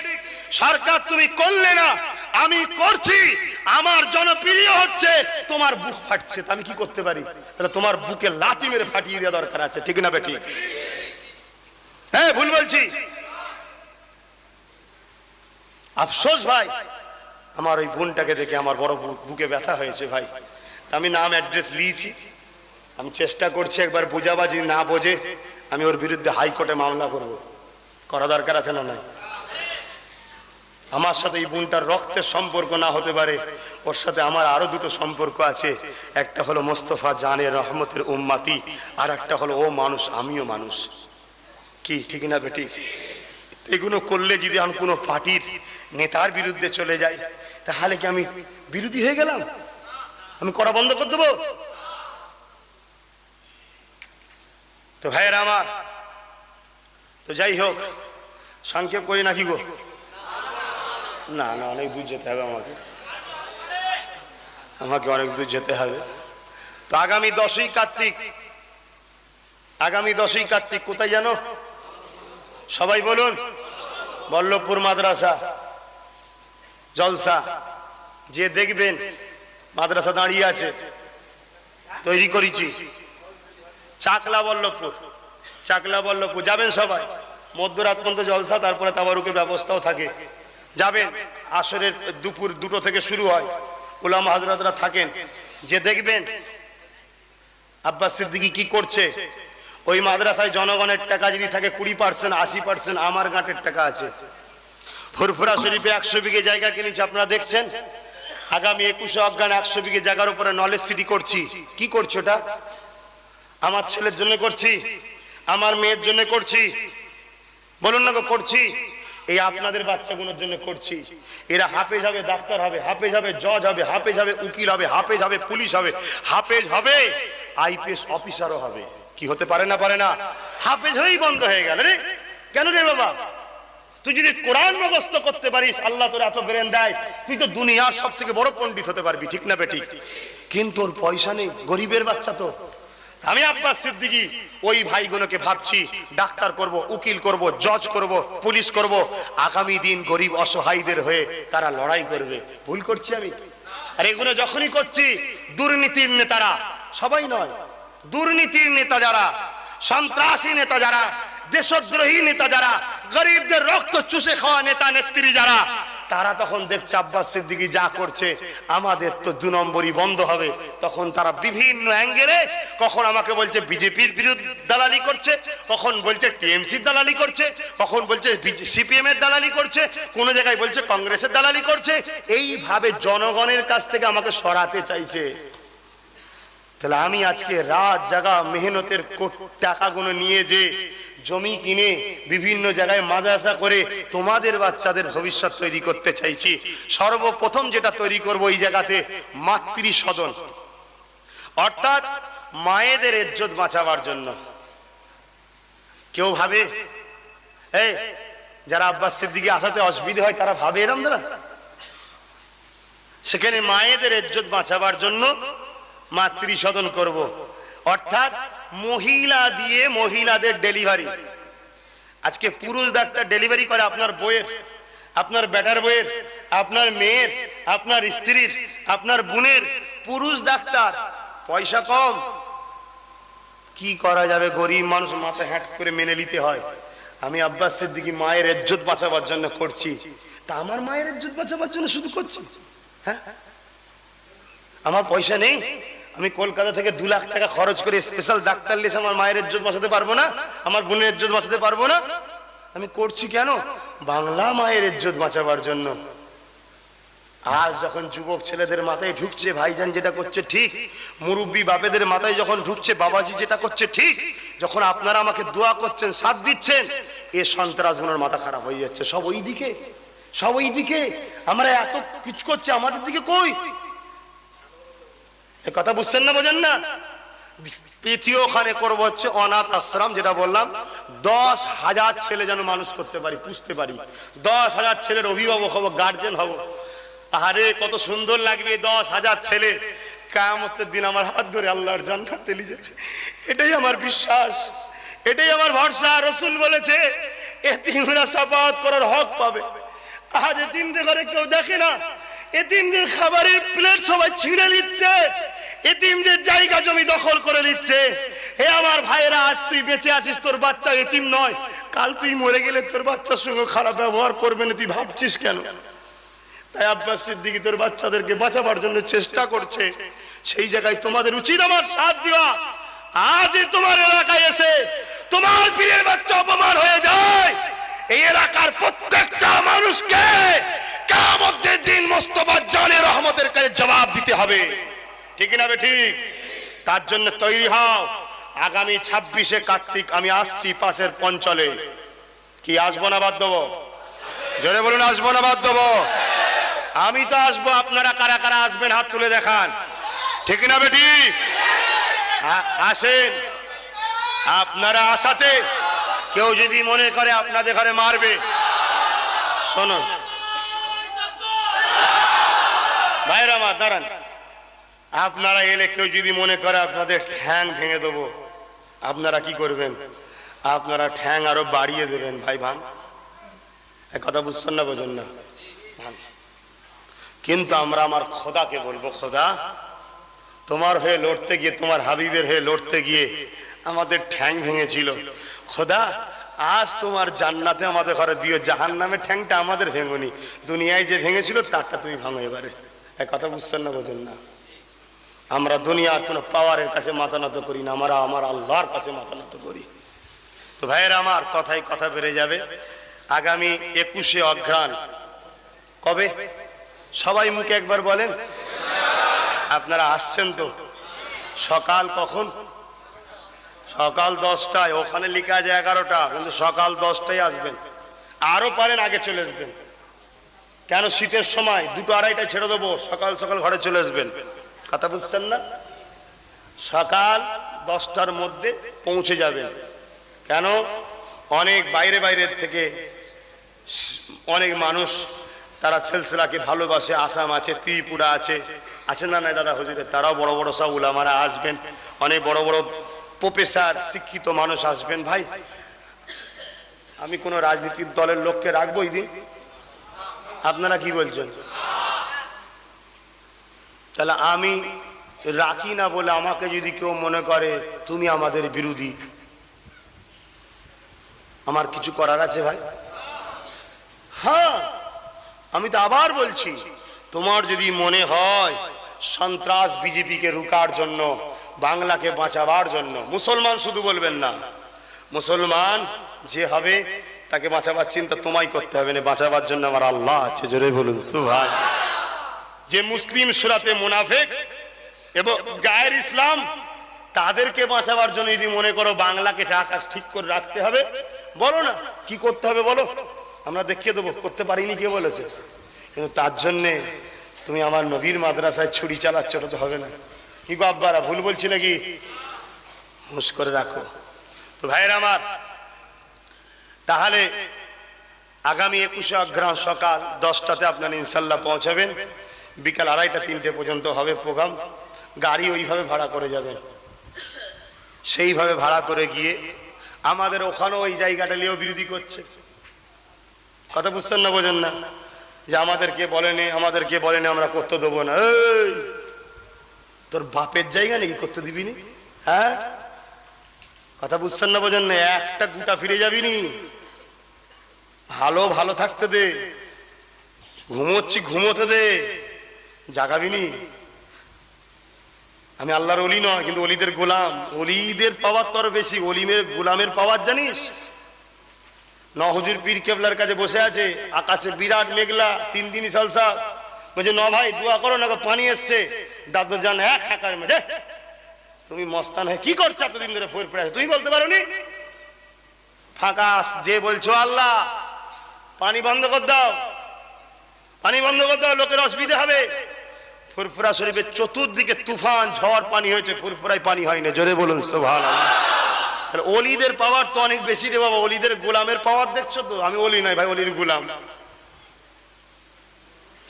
অতএব যা বুঝার বুঝিয়ে দিয়ে যাচ্ছি, ভয় আল্লাহ ছাড়া কাউকে খাবেন না। যেটা কপালে লেখা আছে সেটা হবে। আগামী 21 অঘ্রাণ সকাল 10টায় আপনারা পৌঁছাবেন। প্রত্যেকে কি নিয়ে যাবেন? 100 টাকা। ও আমার আব্বাও জানেন, তাহলে মাশাআল্লাহ, তাহলে ইনশাআল্লাহ কামিয়াব হয়ে গেছে। আমার বাপেরাও যখন খবর রেখেছে, ইনশাআল্লাহ আমরা কামিয়াব হব। বলুন আমিন। আমার মুরব্বী বাপেদের যখন দোয়া আছে, আর অসুবিধা হবে নাকি? কোনো অসুবিধে নেই। তবে বাপেদেরকে একটা কথা বলবো, আব্বা আপনারা বেঁচে থাকতে থাকতে আপনার ছেলেগুলোকে নিজের পায়ে দাঁড়ানোর শিক্ষা দেন। এই যে আমাদের সঙ্গে মিশে নিজের পায়ে দাঁড়াতে চাই, সেটাকে হিংসা করবেন না। আপনারা থাকাকালীন আপনার বাচ্চাগুলো প্রতিষ্ঠিত হয়ে যাক, না আপনারা চলে গেলেন আপনার বাচ্চাগুলোকে এই জালিমরা গলা টিপবে। আমার আব্বা আমাকে বলে সব সময় আগিয়ে যাও, তোমার পাশে আমি আছি, আমি থাকতে থাকতে তুমি করে নাও। কথা বুঝছেন না, বোঝেন না? কেউ কিছু বললে আমাকে নিয়ে যাবে, আমি তার জবাব দেবো। আর সমাজে প্রচার করে আমার বাপ বেটাই নাকি মিল নেই। তাও কথা, দুনিয়ার লোকের বাপ বেটাই মিল করাচ্ছে আমরা, আর আমাকে বলছে বাপ বেটাই মিল নেই। বাপ হলো জান্নাতের দরজা। এই বাপ কি? জান্নাতের দরজা প্রচার করছে। 21 অঘ্রাণ আমার আব্বা জান হুজুর থাকবেন। আমি বলি যে আপনি যাবেন আর দোয়াটা করবে। যাবো দোয়া মানে আমাকে সময় দিতে হবে, আমি বুঝাবো আমার বাপ বেটাই মিল আছে না নেই। কথা বুঝছেন না, বোঝেন না? তেমন আমার বাপের কাছে খবর আছে। আজকে আসার সময় বললাম আব্বা দোয়া করবেন। এখন একটু ঝড়ঝাপটা খুব জোর উঠছে, মানে একেবারে 21 অঘ্রাণ যত কাছে আসছে তো ঝড় উঠছে। আপনারা ভাবছেন কি জানি না, 21 অঘ্রাণ কি হতে চলেছে আপনারা জানেন না। 21 অঘ্রাণ যে জিনিসটা হতে চলেছে, যতদিন দুনিয়া থাকবে এই বাংলায় মুসলমানদের ওপরে আগুল তোলার আর কেউ থাকবে না। কারণ ওখান থেকে হাজার হাজার পুলিশ বেরোবে, ওখান থেকে হাজার হাজার ডিএম বেরোবে, ওখান থেকে যুগে যুগে হাজার হাজার জজ বেরোবে, পুলিশ বেরোবে, আইপিএস অফিসার বেরোবে, ডাক্তার বেরোবে, শিক্ষিত টপ টপ ক্লাসের লোক ওখান থেকে মুসলমান বেরোবে। সেটা আমি তৈরি করছি, কারখানা তৈরি করছি। আর শিক্ষিত না হলে মানুষ কখনো মাথা তুলে দাঁড়াতে পারে না। ভুল বলছি? ওই জন্য কি করে ওইটাকে শেষ করা যায় উঠে পড়ে লেগেছে। আমি বলে দিলাম আমি জান দিয়ে দেব, তথাপিও আমি ছাড়বো না। আমার রসুলের হয়ে, রসুলের প্রেমিকদের হয়ে লড়বো। তোমরা কি বলছো, আমার পাশে দাঁড়াবে তো? হাত তুলে সাক্ষী দাও আল্লাহকে। মাশাআল্লাহ, নারী দিবে, নারী দিবে। হাত নাবান। কিছু কয়েকজন ভাই হাত তুলে নাও, চুমচকে মুচকে হাসছে। আমি আপনাকে ওয়েলকাম জানালাম, স্বাগতম জানালাম। ইনশাআল্লাহ আজ নয় কাল আপনি আমার ভাই হবেন, আজ নয় কাল আপনি আমার ভাই হবেন। তার জন্য আমার আল্লাহকে বলি, যারা হাত তোলে হাসলো ওই গুণের সাথে জান্নাতি করো। বলুন আমিন। কেন ওরা এখনো ভুল বুঝে আছে। তার মধ্যে কয়েকজন একটু মৌলী সাহেব টাইপেরও আছে, দূর থেকে তো দেখছি। যাক, আল্লাহ তাদেরকে আমার ভাই বানিয়ে দিক। বলুন আমিন। তো ভাইয়েরা আমার কি গো, বদ্ধ করলাম নাকি? না, দোয়া করছি রে বাবা। তাও পছন্দ হচ্ছে না, এরপরও গাল দিবি? দে বাবা, জান খুলে দে, কোনো অসুবিধা নেই। তাহলে 21 অঘ্রাণ ইনশাআল্লাহ একটা করে ইট আর নিজের হাতে বয়ে নিয়ে যাবেন, এটা আনন্দ। যদি এরপরও কেউ বয়ে নিয়ে যেতে না পারেন, 110 টাকা নিয়ে যাবেন। 10 টাকা ইটে আর 100 টাকা, যেটা বললাম 110 টাকা নিয়ে যাবেন। কারো হাতে নয়। যে মাঠে প্রোগ্রাম হবে 100 বিঘে, ওই মাঠে বাক্স থাকবে ঢোকার মুখে, ওই বাক্সে দেবেন, কারো হাতে নয়। এটা গেল সবাই নিজে হাতে। ভাই দাদা হুজুর আমার একা না, সবার। তাহলে সবাইকে যেতে হবে, সবাইকে নিয়ে যেতে হবে। সবার পীরের নামে শহর হবে, সবার পীরের নাম উজালা হবে, সবার পীরের সাথে আমাদেরও নামটা জড়িয়ে ইজ্জত বাড়বে। ঠিক না বেঠিক? আজ হিন্দু ভাইদের আছে, খ্রিস্টান ভাইদের আছে, আজ কি বলে বৌদ্ধ ধর্মের ভাইদের আছে, আমাদের কি আছে? তো করা দরকার আছে না নাই? ভেলোরে হসপিটাল আছে, আমরা সবাই যাই। কেন ফুরফুরা শরীফে ভেলোর বানাতে পারবো না? ওই রকম বড় হসপিটাল বানাতে চাইছি। আমি মুখ্যমন্ত্রীর কাছে দাবি করেছিলাম, লিখিত দিয়েছিলাম, যে ফুরফুরা শরীফে দাদা হুজুরের নামে সুপার স্পেশাল হসপিটাল করে দাও, আবু বকরের মুরিদদের ফ্রি চিকিৎসা হবে। ভাই ভুল দাবি করেছি? বনগাই মাতোয়াদের নামে করেছে 1%। এই দাবিগুলো করেছি বলেই তো আমি বিরোধী। আরে চাওয়ার নাম বিরোধী নয় রে বোকা। কিন্তু তারা দেখছে সুপার স্পেশাল হসপিটাল যদি ওখানে হয়ে যায় আমরা তো আর দালালিটা পাবো নি, ওই জন্য মাথা খারাপ হচ্ছে। আমি বলেছি দাদা হুজুরের নামে বিশ্ববিদ্যালয় করতে হবে, রবীন্দ্রনাথ টেগরের নামে যদি থাকতে পারে, ঈশ্বরচন্দ্রের নামে যদি থাকতে পারে, স্বামী বিবেকানন্দর নামে যদি থাকতে পারে, মাতোয়া 1% তাদের নামে যদি থাকতে পারে। হে আবু বকরের মুরিদ, তোমরা হলে 24%, ওরা 1% যদি একটা ইউনিভার্সিটি পায়, তোমরা 24%-এ 24টা পাওয়া দরকার। সেই জায়গায় একটাও তোমার পীরের নামে নয়। মনে হয় আবু বকর দোয়া করছে তোমাদের জন্য, মনে হয় দোয়া করছে। আসো, আজ আব্বাস সিদ্দিকী আওয়াজ তুলেছে, দাদা হুজুরের নামে বিশ্ববিদ্যালয় করে দিতে হবে, দাদা হুজুরের নামে সুপার স্পেশাল হসপিটাল করে দিতে হবে, ফুরফুরা শরীফের রেল বানিয়ে দিতে হবে, গরিব মেয়েদের ঘরে বিবাহের জন্য 5 লক্ষ করে টাকা দিতে হবে। হে সরকার, শ্রদ্ধা জানিয়ে জানাচ্ছি, তোমার টাকা আমি চাই না। মুসলমানদের অকাপ সম্পত্তির টাকা পার বছর ইনকাম হলো 22 থেকে 30 হাজার কোটি টাকা। আজ গরিব মেয়ের বিবাহের জন্য টাকা নেই। আমার যে বোনটা এসেছিল, ওই বোনটাকে আজ সরকার যদি 5 কোটি টাকা দেয়, একটা ঘর নিয়ে সে বাচ্চা দুটোকে মানুষ করতে পারবে। আব্বাস সিদ্দিকী এই গরিবদের জন্য আওয়াজ তুলেছে। এ জালিম বেঈমান বিরোধী শুনে রেখে দে, এই গরিবদের দোয়া আব্বাস সিদ্দিকীকে গার্ড করে রাখবে, আর গরিবদের বদদোয়া তোকে দুনিয়াতেও নাস্তেনাবুদ করবে, আখিরাতে তোকে জাহান্নামে নিয়ে যাবে। ঠিক না বেঠিক? আজ আমি আওয়াজ তুলেছি, ইমামদের 20,000 করে টাকা, মুয়াজ্জিনদের 10,000 টাকা। হে ইমাম, আপনাকে শ্রদ্ধা জানিয়ে বলছি, আপনি ভুলে গেলেন আল্লাহ আপনাকে হাফেজে কোরআন করেছে, আল্লাহ আপনাকে সমাজের ইমাম বানিয়েছে। মসজিদে আপনার পিছনে লোক ইক্তেদা করে, 2,500 টাকায় বিক্রি হয়ে যাওনি। ইমাম, তুমি তোমার অধিকারের জন্য লড়তে পারো। আসো, তোমার হে তোমার ভাই বলবে 20,000 টাকা মাসে দিতে হবে। আমি আব্বাস সিদ্দিকী বলে যাচ্ছি, তোমরা যদি আমার হায় হা বলতে পারো, আমার নয় না বলতে পারো, এই টিএমসি গভর্নমেন্টকে বাংলায় রেখে এর কাছ থেকেই 20,000 করে আদায় করে আব্বাস সিদ্দিকী দেখিয়ে দেবে ইনশাআল্লাহ। কেন তোমরা জানো না তোমার আমার কত টাকা আছে? সরকার দেখবে 20,000 করে যদি যায়, আরে 3 ভাগের 1 ভাগ যাবে, এই 4 ভাগের 1 ভাগ যাবে, এখনো তো 3 ভাগ আছে। গরিব মেয়েদের যদি 5 লাখ করে দেওয়া হয়, তথাপিও 3 ভাগ, যে 4 ভাগের 1 ভাগ গিয়েও শেষ হবে না, এখনো 3 ভাগ আছে। যখন 1 হয়ে গেছে, পুরো 4 ভাগ চলে যাবে। যেমন বামপন্থীদের গেছে, এখন লেড়ুয়ার বিস্কুট খেচ্ছে। মুসলমানের বাঁশ দিয়েছিল মনে নেই, মাদ্রাসায় সন্ত্রাস তৈরি হয়, লেড়ুয়ার বিস্কুট চুষছে ওরা এখন। হ্যাঁ, শুনছেন না শোনেন নেই? তাই এরাও ভাববে যদি সব ভাই যদি সরে যায়, আমাকে আর লেড়ো বিস্কুট খেতে হবে। কথা বুঝছেন না, বোঝেন না? ওই জন্য এক কাজ কর, 3 ভাগ তো তবুও পাবো, 1 ভাগ যাই যাকে যাক। কিন্তু ইমাম ভাইদেরকে আকীদায় ঠিক হতে হবে। তোমার পীরের বাচ্চা আমি, তোমার অসুবিধে হয় আমার কাছে আসো। তোমার বাপ দাদা হুজুরের ছিল, তোমার মা দাদা হুজুরের ছিল, তোমার বোন দাদা হুজুরের, তোমার নানা নানি দাদা হুজুরের। তুমি এখন এই বাদুরিয়ার বেঈমানগুলোর হয়েছো। হ্যাঁ, তওবা তওবা তওবা। এরা তোমাদেরকে চুষবে, চুষে ছিবড়ে করে ফেলে দেবে। বলে দিয়ে গেলাম, এদের খুনে চুষা ছাড়া আর কিছু নেই। আমদি ইয়া নবী,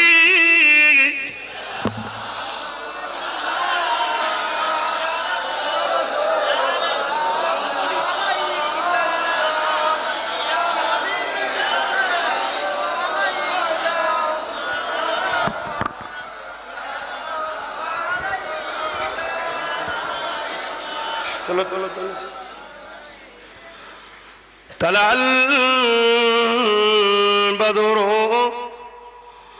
আলাইনা মিন শানিয়াতিল ওয়াদাই ওয়াজাবা শুকরু আলাইনা মাদা লিল্লাহ হিদাই ইয়া নবী সালামুন ইয়া রাসূল সালামুন ইয়া হাবিব সালামুন